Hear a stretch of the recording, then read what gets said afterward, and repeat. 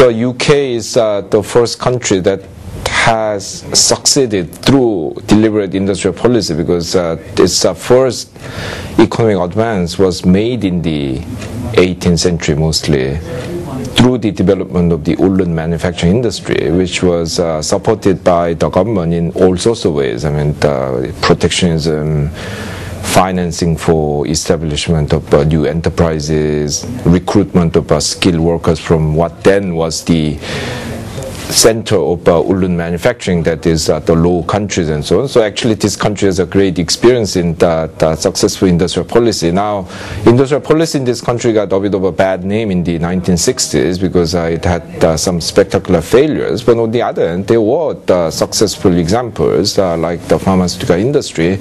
And even in the post-Thatcherite period, it's not as if the British government didn't do any industrial policy. I mean, the city was actually developed through the Big Bang reform and other forms of indirect industrial policy.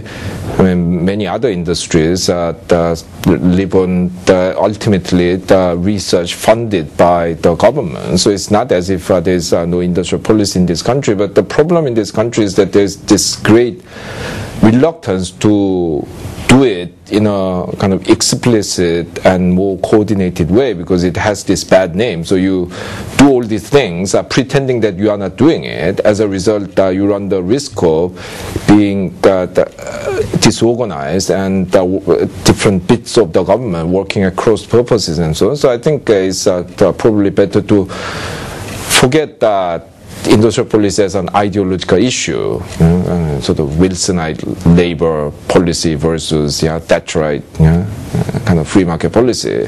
It is a practical issue that is looked at and conducted all the time in this country elsewhere. So if you want to make it work better in this country, I think the first thing is to take a pragmatic attitude about it. It's not a matter of left or right. I mean, one interesting point is that in France, in Japan, in Korea, where industrial policy is considered to have been quite successful, industrial policy is actually a right-wing policy. The right-wing part is wanted there, whereas in this country it has somehow become a left-wing policy. So it's actually not a sort of ideology thing. I mean, it has to be a pragmatic issue that you have to deal with on a daily basis. And my point is that let's do it, but do it in a more coordinated and open way. Okay, fantastic.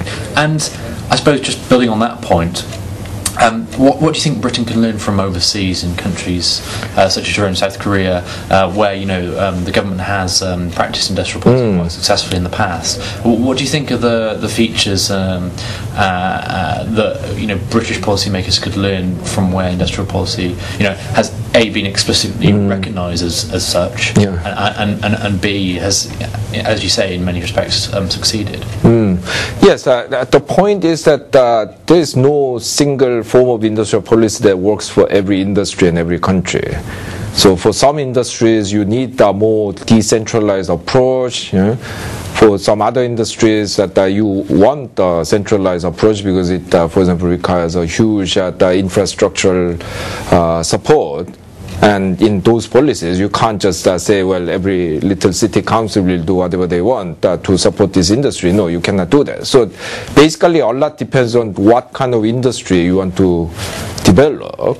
And then you have certain things that you have to do. For example, if you are developing semiconductor industry, you have to work with the state-of-art technologies. I mean, it's an industry where there's no two ways about it. Either you go for the top or you don't do it at all.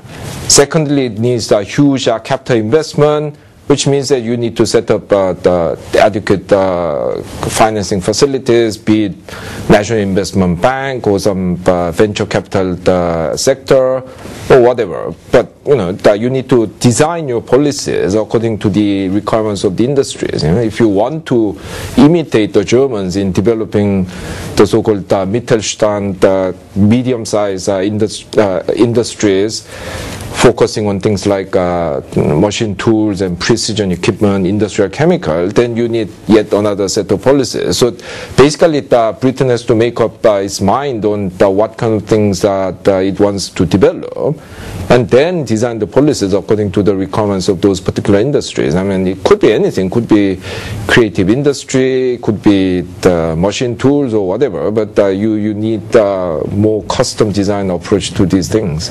Okay, and just building on from that, actually, it segues nicely into the next question, which is, I suppose, you know, there's obviously been a renaissance around the idea of industrial policy in recent times, post the financial crisis and economic crisis that followed that. And I just wonder to what extent you think, you know, even if we don't talk about industrial policy as a term, whether, you know, the notional idea of having an industrial policy might be something which can deliver this rather elusive at the moment rebalancing that policymakers in this country aspire to. Yes, I mean, the fact is that this country needs to revive some of its manufacturing industries, because whatever you do, however you predict the future to be, one thing that is clear is that finance isn't going to be as big and as profitable as it was before. So what is going to fill that gap? It's got to be manufacturing and manufacturing related services. You know, when you actually think about it, most of the high value services other than finance is actually basically selling to the manufacturing sector, design, engineering. I mean, these are all, I mean, they don't sell to kind of individual customers, they sell to manufacturing firms. So even to develop those services activities, you need a strong manufacturing sector. And yeah, I mean, you know, the exact formula will depend on what kind of industries Britain wants to develop and where it wants to take the gamble and so on. But basically, you need, first of all, to take the stock. I mean, I don't think, as far as I know, I mean, there's any report that tells you about the state of the British economy in sectoral terms. I mean, which industries are you strong in? I mean, which are the rising ones and which are the falling ones? Are there ones that are likely to develop if you gave them a little bit of support? Are there industries which have no hope? You know, I mean, you have to first know these things and then decide what you want. I mean, in the end, I mean, there's nothing that will tell you that Britain should do this or that industry. You know, I mean, is there any reason why the Japanese should be good at building cars, or the Finns are good at building mobile phones? You know, there's no reason. They are good at those things only because they decided to become good at those things.